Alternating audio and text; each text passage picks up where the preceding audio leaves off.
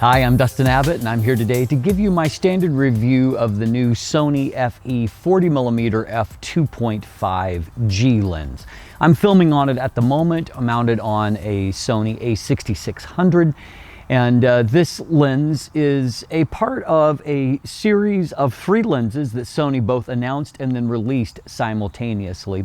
And these have a lot of shared DNA with identical housing, identical exterior dimensions, and very slight variations in weight. These include the 24mm f2.8 G lens, the 40mm f2.5, and 50mm f2.5 G lenses. These all share a common DNA in that they're all metal construction. They have a very high degree of weather sealing. In this case, this lens has 11 different seal points, starting with a gasket at the lens mount and then various seal points throughout the barrel.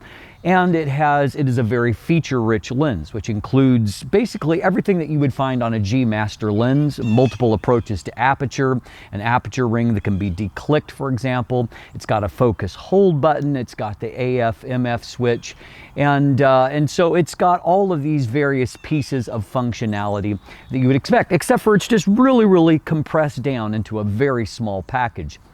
This is a lens that is only 68mm in diameter, leaving it with a 49mm front filter thread, and filters can be added either directly onto the lens or mounted onto the rather unique lens hood slash filter adapter that we'll talk about more in just a second. And so 49mm filter thread, which by the way is shared across all 3 of these lenses. The lens is only 45mm in length, which is well less than 2 inches. So it's a really compact lens and only weighs 173 grams. So it's extremely lightweight, and lightweight even compared to some other competitors like, say, the Sigma 45mm f2.8 DN, which is also an extremely compact lens and lightweight. But looking at it in a relative sense, it is a good 25% more heavy than what this lens is. And so it's certainly a really amazingly lightweight, considering that it's a metal construction, weather sealed, and so feature rich. Also positive here is the fact that you have a really smooth manual focus ring that is fully linear, allowing you to get repeatability. And my only complaint about both of the rings, which are beautiful in metal, lots of good things to point to, but they're really close together. Partly necessary to fit all of this stuff onto the lens barrel. I get that. But although it's summer right now, I shoot a lot in winter, and I know well enough to know that once I put on a pair of gloves, it's going to be really hard to have the precision to differentiate between the aperture and manual focus rings, and even to get at some of the very flush and small buttons and switches that are on the barrel of this lens. It's perhaps, unavoidable when you try to to engineer a lens that is both incredibly small and to pack a lot of features into it. And I appreciate all the features, and I appreciate the small and lightweight quality, don't get me wrong. I'm just pointing out a reality of everyday shooting that you might run into if you're wanting to do a lot of controls and you're shooting in cold weather. But overall, this is a beautifully made lens that really is quite a joy to use in many situations. It also has an incredibly good autofocus system. It actually has dual linear motors, which frankly in this case is kind of overkill, but in a good kind of way, in that it's got tons of torque, speed, precision. It is utterly silent in operation. And when I do focus pulls, you can see that even though I'm using the onboard mic in a very quiet environment, you literally can hear nothing that the camera can pick up.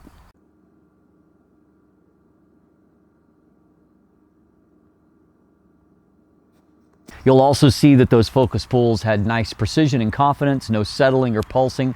Only negative that I saw there is there's definitely some focus breathing, in that objects do change shape relative to their focus position. This can be a serious downside for those of you that are, video centric, and that can be a factor for you.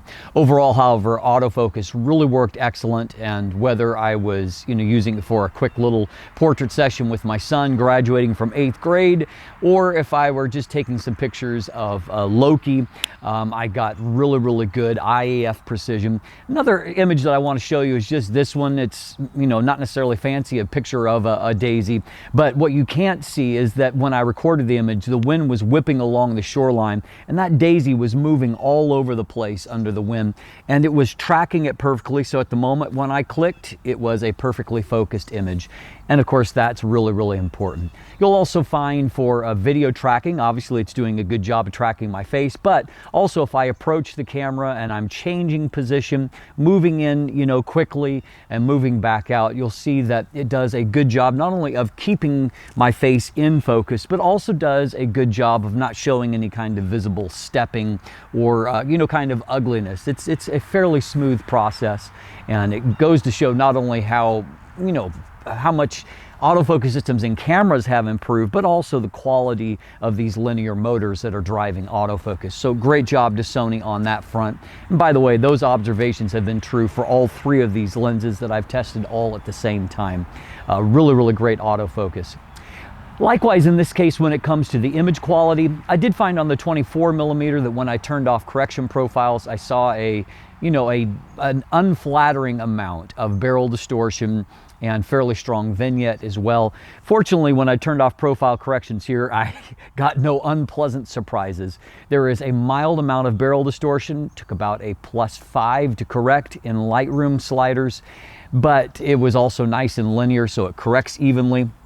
And when it comes to vignette, there's a moderate amount of vignette, probably right under 2 stops, and a +47 was sufficient to correct that.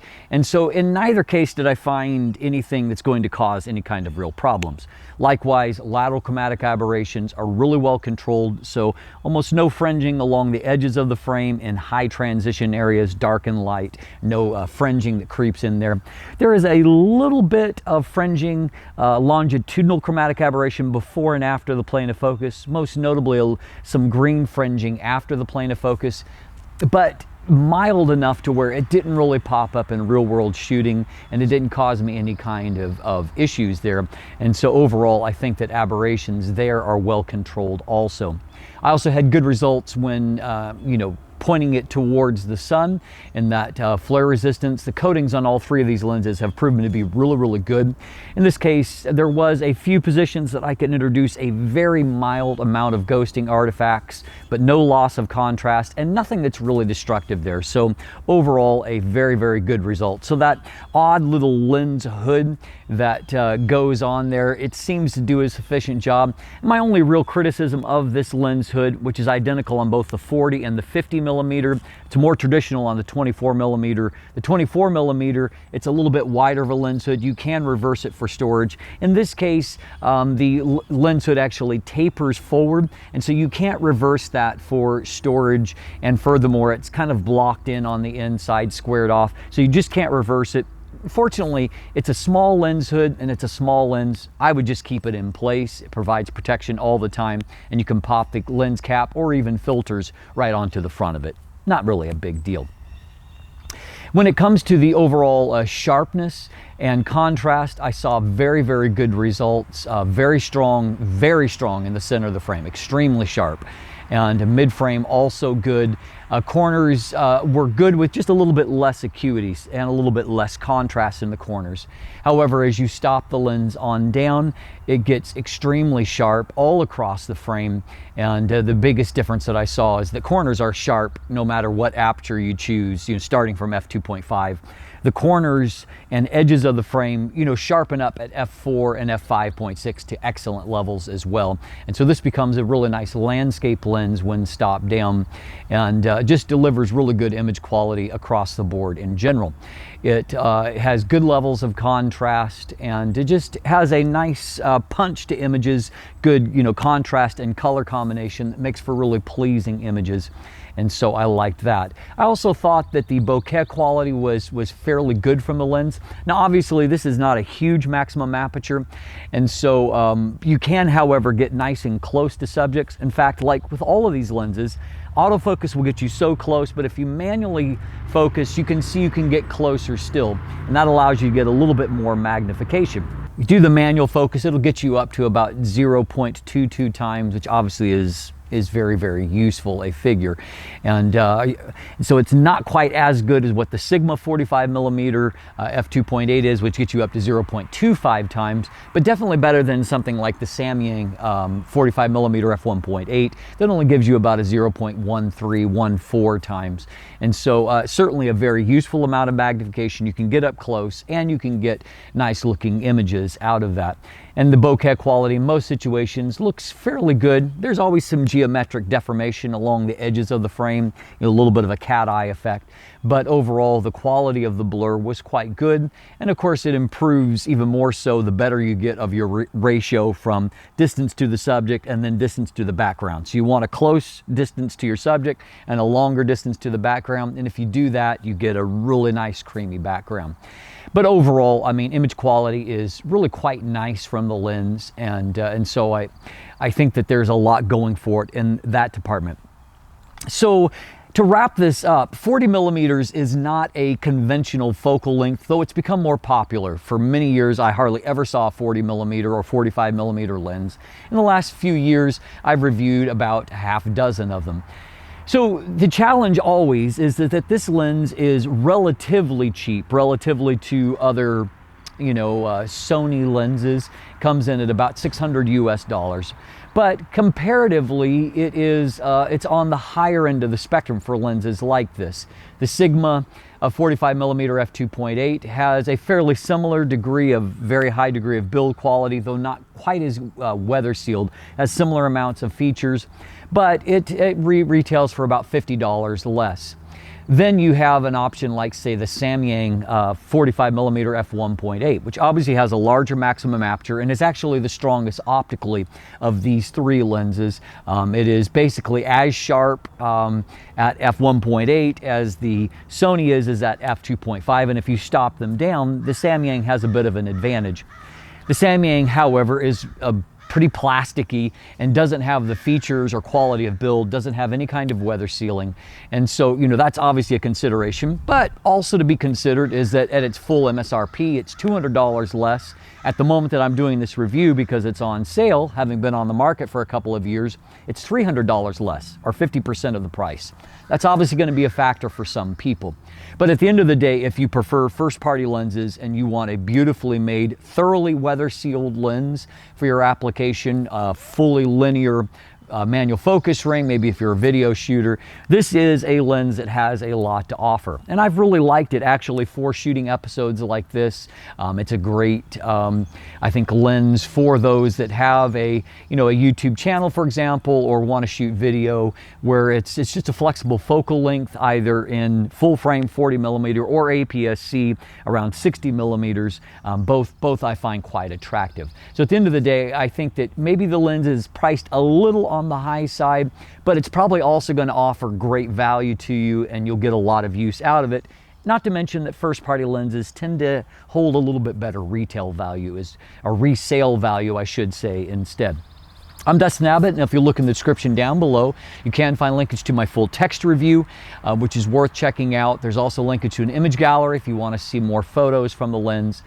Beyond that, there are some buying links if you want to purchase one. There is linkage there to get some of my merchandise, DA or Let the Light In themed shirts and coffee mugs and water bottles, that kind of thing.